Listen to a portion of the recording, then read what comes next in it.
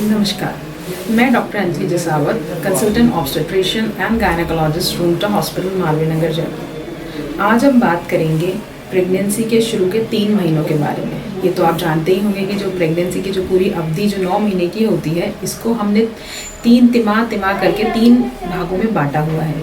First trimester, second trimester और third trimester. आज हम बात करेंगे फर्स्ट ट्राइमेस्टर के बारे में।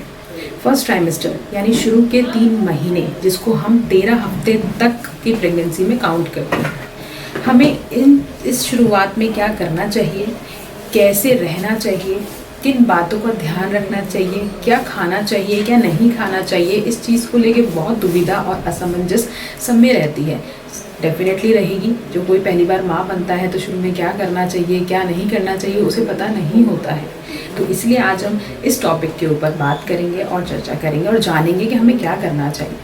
देखिए, जैसे ही आपका पहला पीरियड जो होता है, जो पीरियड मिस हो जाता है, तो आप प्रेगनेंसी टेस्ट करते हैं। प्रेगनेंसी टेस्ट पॉजिटिव आते ही तो एक बहुत अच्छी खुशखबरी होती है कि मुबारक हो, आप प्रेग्नेंट हैं।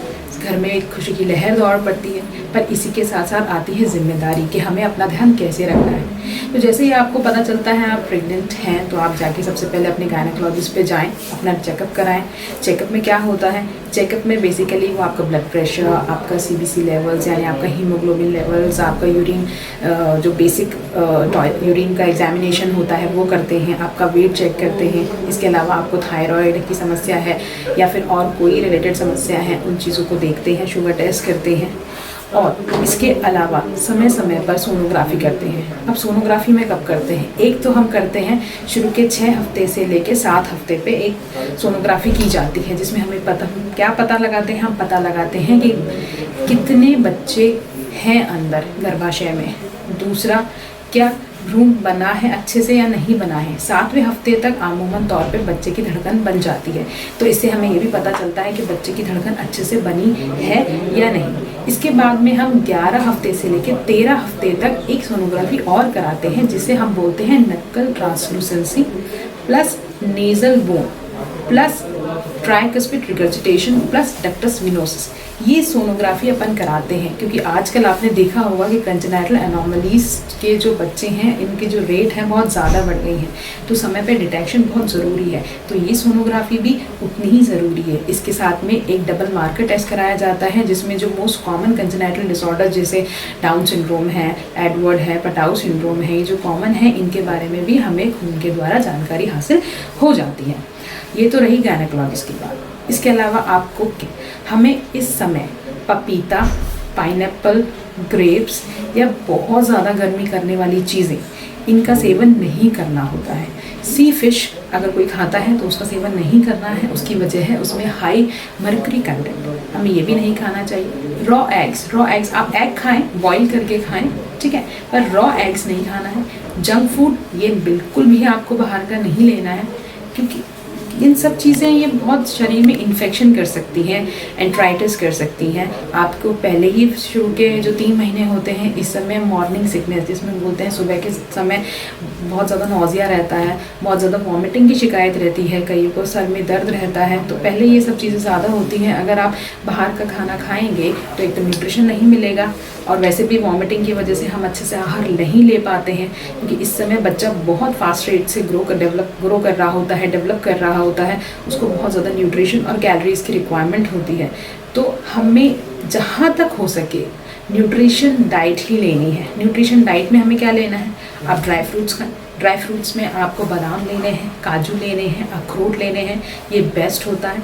उसके बाद आप फल, जैसे इस समय सर्दियों में संतरे अच्छे आते हैं, सर्दियों में अपन को सेब भी अच्छे मिल जाते हैं, तो ये सेब और संतरा बहुत अच्छा रहता है। इसके अलावा आप अगर केला आपको इजीली डाइजेस्ट होता है तो आप केला खा सकते हैं, है ना। आप अनार लीजिए, बीटरूट लीजिए, गाजर लीजिए, ये बहुत अच्छा रहता है।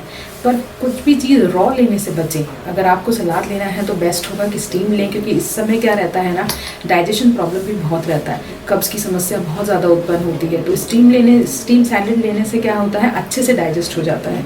हरी सब्जियों का सेवन ज़्यादा से ज़्यादा करें तो बहुत मात्रा में एक तो हमें फाइबर मिल जाएंगे, जिससे डाइजेशन या कॉन्स्टिपेशन जो होता है इसमें बचाव मिल जाता है। दूसरा, हमें जो बच्चे की ग्रोथ के लिए जो विटामिन्स और मिनरल्स चाहिए होते हैं वो भी अच्छे से प्राप्त हो जाता है। और क्योंकि इस समय वॉमिटिंग ज़्यादा होती है तो वॉमिटिंग की वजह से एटलीस्ट वॉमिटिंग होती है, पर अगर अपन अच्छा डाइट लेते हैं तो कुछ अमाउंट अपने पास रह जाता है। एक होता है लिमिटेड वॉमिटिंग, एक होता है बहुत एक्सेसिव वॉमिटिंग। अगर बहुत ज़्यादा हो रही है, हर 3-4 घंटे में आप वॉमिट करते हो, कुछ भी खाते ही वॉमिट हो जाता है, तो आप तुरंत गायनेकोलॉजिस्ट को दिखाएं। अगर इतनी ज़्यादा वॉमिटिंग नहीं है, सिर्फ मॉर्निंग में आपको वॉमिटिंग होती है 1 या 2 बार होती है और पूरे दिन नौजिया बना रहता है, तो आपको क्या करना है, आपको एक तो पानी की मात्रा अधिक से अधिक रखनी है ताकि डिहाइड्रेशन नहीं हो। दूसरा, आपको हर 2 से 3 घंटे में थोड़े थोड़े अमाउंट में खाना है। थोड़े थोड़े अमाउंट में खाने से क्या है, एक प्रॉपर ग्लूकोज का लेवल आपकी बॉडी में मेंटेन रहेगा, जो आपके और आपके बच्चे की ग्रोथ के लिए बहुत ज़रूरी होगा। तीसरा, आप एक साथ खा लेंगे, एक साथ खाने से बहुत सारी चीज़ें हो जाती हैं। एक तो एक साथ खाने से हमें वॉमिटिंग सेंसेशन ज़्यादा हो जाता है और हम बार बार वॉमिट करते हैं। दूसरा, फिर हम उसको डाइजेस्ट भी अच्छे से नहीं कर पाते हैं, हमें फुल सा लगता है, बहुत हैवीनेस सा फील होता है, शरीर में जलन होती है, क्योंकि एक तो जो हार्मोन्स हमारी बॉडी में प्रेगनेंसी के दौरान बढ़ते हैं वो हमें पहले ही गैस्ट्राइटिस ज़्यादा करवाते हैं। तो अगर अपन ज़्यादा खा लेंगे, एक बार में ठूस लेंगे, तो गैस्ट्राइटिस ज़्यादा हो जाएगा। इसलिए बेस्ट है कि आप छोटी छोटी मात्रा में हर 2 से 3 घंटे में कुछ खाएं।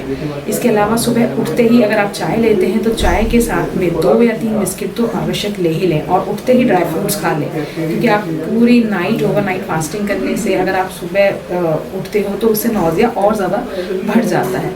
ये कुछ चीज़ें हैं जो आपको ध्यान रखना है। और हाँ, एक चीज़ और कि आपको इस समय हो सकता है कि पेट के निचले हिस्से में दर्द रहे। शुरुआती दौर में थोड़ा यूट्रस का डेवलपमेंट हो रहा होता है, इसलिए थोड़ा खिंचाव रहता है, पर अगर आपको अत्यधिक मात्रा में दर्द होता है तो तुरंत गायनेकोलॉजिस्ट से आप मिलें। ब्लीडिंग हो या फिर ज़्यादा डिस्चार्ज की समस्या उत्पन्न हो तो भी आपको उस टाइम इमीडिएटली अपने गायनेकोलॉजिस्ट से कंसल्ट करना ही है। और आप कोई भारी वज़न ना उठाएं।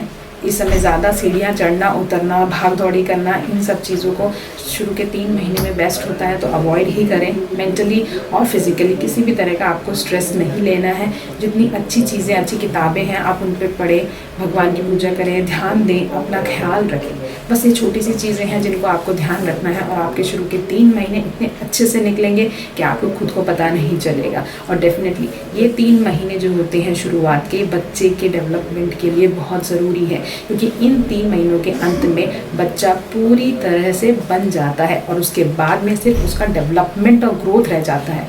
बनना अलग चीज़ है, ग्रोथ अलग चीज़ है। तो पूरे इंसानी भ्रूण के तौर में वो 3 महीने के जो अंत है उसमें वो बन के तैयार हो जाता है। उसके बाद में सिर्फ उसको ग्रो ही करना होता है। इसलिए हमें इन 3 महीनों में अपना ध्यान रखना है। किसी भी की तरह के एक्सेसिव स्ट्रेन से बचें, रेडिएशन एक्सपोजर से बचें, किसी भी तरह की अननेसेसरी दवाइयाँ लेने से बचें। अगर आपको दवाई है तो सिर्फ गायनेकोलॉजिस्ट से ही पूछ के उस दवाई का सेवन करें, अन्यथा ना करें। इससे अधिक जानकारी अगर आपको चाहिए या आपको मेरे से कोई भी सवाल पूछने हैं तो आप हमारे हेल्पलाइन नंबर पर कॉल कर सकते हैं या मुझसे आके रूट अस्पताल में भी मिल सकते हैं। धन्यवाद।